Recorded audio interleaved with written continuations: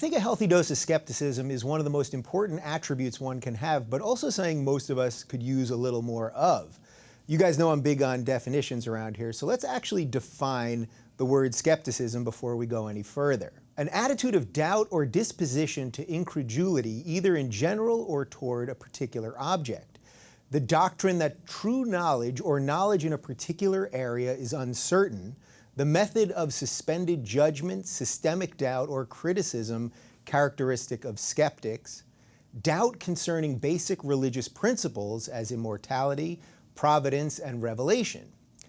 So all skepticism really is then is the desire for more information before making a judgment.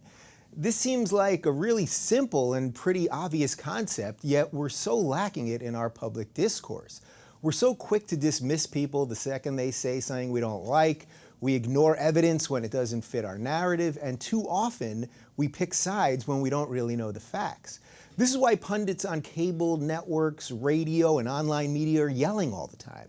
Instead of making a compelling argument based on fact and reason, they just yell with righteous indignation so you think that what they're saying must be true.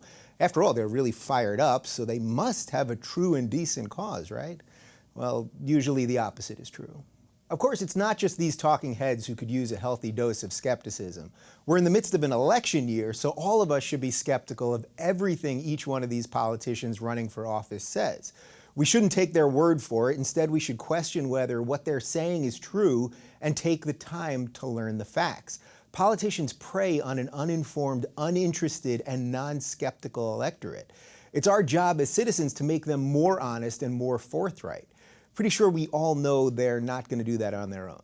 Going even deeper, it's not just pundits and politicians we should be skeptical about, but it's also our very selves. The word skeptic even has a slight tinge of negativity to it, right? Like, oh, he's a skeptic, you better watch out for him.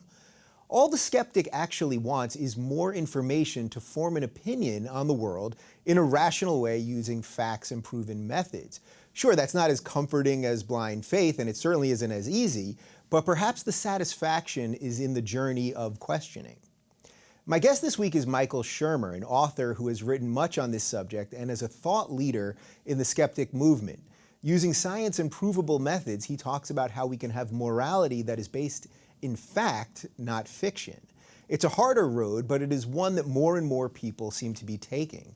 It's also an idea I try to use in all my interviews. I'm the first to admit that I don't know everything, and I'm genuinely curious to learn from people of all walks of life. Talking directly to them is one of the few ways that we can actually do that. 140 characters is nice, but there's nothing like the true personal connection.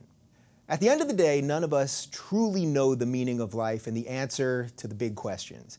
We can think, we can guess, we can create, we can destroy, but we simply cannot know. It's the age-old question that will remain until the end of time. In a way, not knowing is perhaps the most human trait there is. So when preachers, politicians, or conspiracy theorists tell you they know what's really going on, just know that they're full of something, but it ain't knowledge.